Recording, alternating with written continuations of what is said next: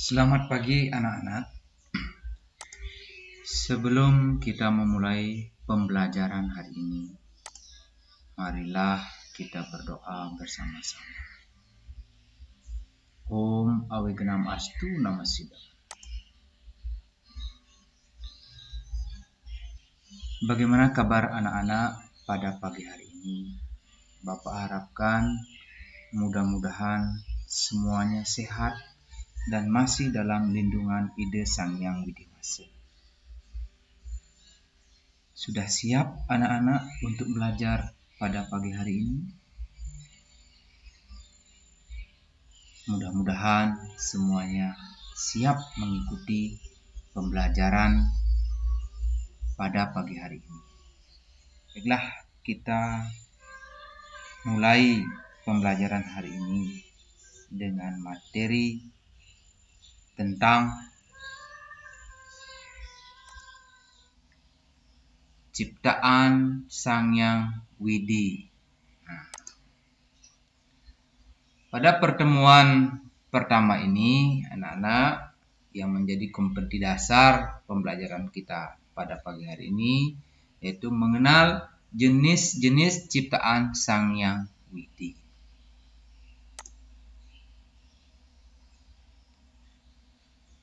Nah, adapun tujuan pembelajaran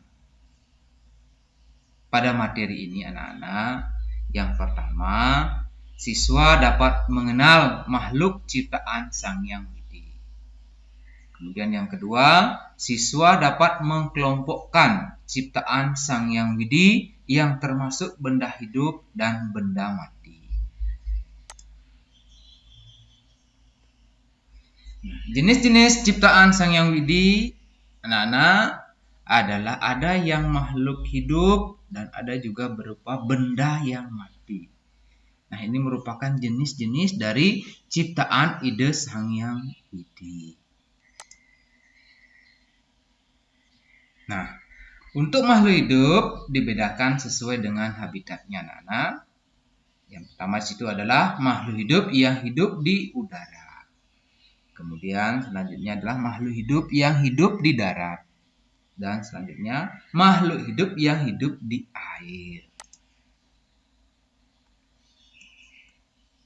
Nah, adapun contoh makhluk hidup yang hidup di udara. Nah, bisa perhatikan anak-anak pada gambar yang Pak Guru sediakan di video pembelajaran pada pagi hari ini. Itu adalah ada burung, ya, burung di sini yang merupakan makhluk hidup yang bisa hidup di udara karena burung memiliki sayap dan bisa terbang. Baik, selanjutnya anak-anak, contoh makhluk hidup yang hidup di darat. Bisa perhatikan gambar lagi anak-anak. Nah, di sini contoh-contohnya ada sapi, ada ayam, ada anjing, ada kucing, ada babi, ada rusa. Nah, kita juga sebagai manusia sebagai contoh makhluk hidup yang hidup menghuni daratan ini. Itulah tadi anak-anak contoh-contoh makhluk hidup yang ada di darat. Kemudian selanjutnya anak-anak, ada contoh makhluk hidup yang hidup di air. Nah, bisa diperhatikan gambar lagi anak-anak. Ini Pak Guru contohkan makhluk hidup yang hidup di air ada berupa ikan. Ikan yang biasa kita konsumsi setiap hari, ya. Biasanya dimasak dengan beraneka jenis makanan. Nah, ini ikan adalah merupakan contoh makhluk hidup yang hidupnya di air. Kemudian ada lagi nih, ya, yang biasa orang takut, para nelayan takut dengannya. Ini ada buaya ya anak-anak ya. Ini sangat besar sekali ini buayanya ini. Nah, ini makhluk hidup yang hidup di air. Nah, kemudian ada lagi. Nah, ini satunya adalah penyu anak-anak, merupakan makhluk hidup yang hidup juga di air. Nah, itulah contoh-contoh makhluk hidup yang hidup di air. Nah, di antara semua makhluk hidup yang diciptakan oleh ide Sang Yang Widi Wase, nah, manusialah yang paling sempurna anak-anak. Karena manusia memiliki pikiran. Nah, dengan pikiran, manusia dapat membedakan perbuatan baik dan perbuatan buruk. Maka daripada itu anak-anak, kita harus bersyukur ya menjadi manusia. Nah, selanjutnya anak-anak, Pak Guru akan berikan contoh-contoh ciptaan ide Sang Yang Widi yang ada di lingkungan sekolah. Nah, berupa benda mati ya anakku ya, benda yang tidak hidup. Contohnya di situ kita bisa lihat ya, ada batu, ada tanah, ada juga pasir dan ada besi. Nah, itu merupakan contoh ciptaan ide Sang Yang Widi yang ada di lingkungan sekolah berupa benda mati. Nah, selanjutnya anak-anak, Pak Guru berikan contoh makhluk hidup yang ada ya di sekitaran lingkungan sekolah kita. Nah, itu barang tentu sudah pasti. Yang pertama itu adalah ada manusia. Nah, manusia itu terdiri dari ada guru, ada siswa, ada juga karyawan sekolah. Nah, selanjutnya anak-anak, ada juga tumbuhan. Ya, tumbuhan di situ ada bunga, ada pohon, dan ada rerumputan. Itu yang tumbuh di lingkungan sekolah kita. Kemudian ada lagi anak-anak yang selanjutnya adalah hewan. Hewan di situ ada kupu-kupu, ada cicak, dan juga ada semut.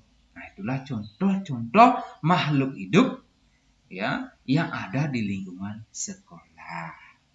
Nah, bagaimana anak-anak? Sudah paham kira-kira dengan apa yang Pak Guru sampaikan pada pembelajaran daring pada pagi hari ini? Mudah-mudahan anak-anak semua memahami apa yang Pak Guru sampaikan dari awal sampai pada akhir materi yang Pak Guru sampaikan pada pagi hari ini. Nah, setelah anak-anakku menyimak tadi apa yang Pak Guru sampaikan secara garis besarnya, nah di sini ada lembar penilaian. Nah, Bapak sekalian bisa dicermati di sini anak sekalian, nanti bersama orang tuanya, ya orang tualah yang akan menilai anak-anak sekalian yang ada pada menggunakan lembar penilaian pada tabel ini. Nanti orang tua kalian sendirilah yang akan menilai anak-anakku sekalian di rumah. Nah, dalam sikap spiritual di situ ada ketaatan, ada mengucapkan apakah anak-anak selalu mengucapkan syukur di rumah.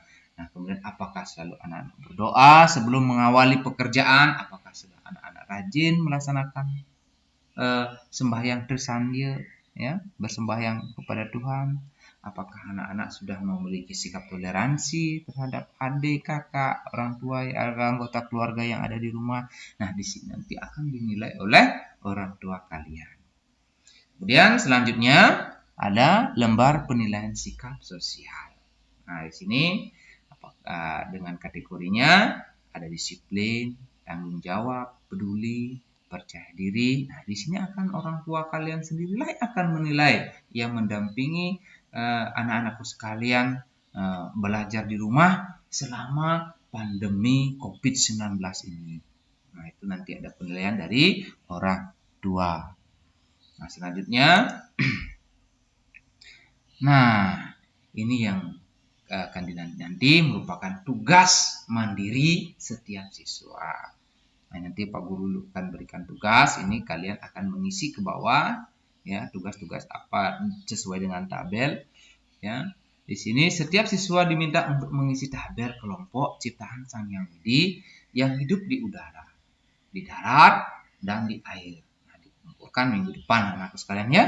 Nah, silahkan dikerjakan sesuai dengan tabel yang ada pada video pembelajaran pagi hari ini.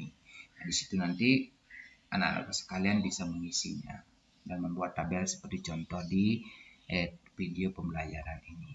Nah, itulah tadi anak-anak sekalian pembelajaran pada pagi hari ini. Mudah-mudahan kita dapat bertemu kembali pada pembelajaran yang sebenarnya. Mudah-mudahan juga pandemi COVID-19 ini dapat berakhir dengan segera. Baik, Bapak akhiri dengan mengaturkan Parama Santi. Om Santi Santi Santi.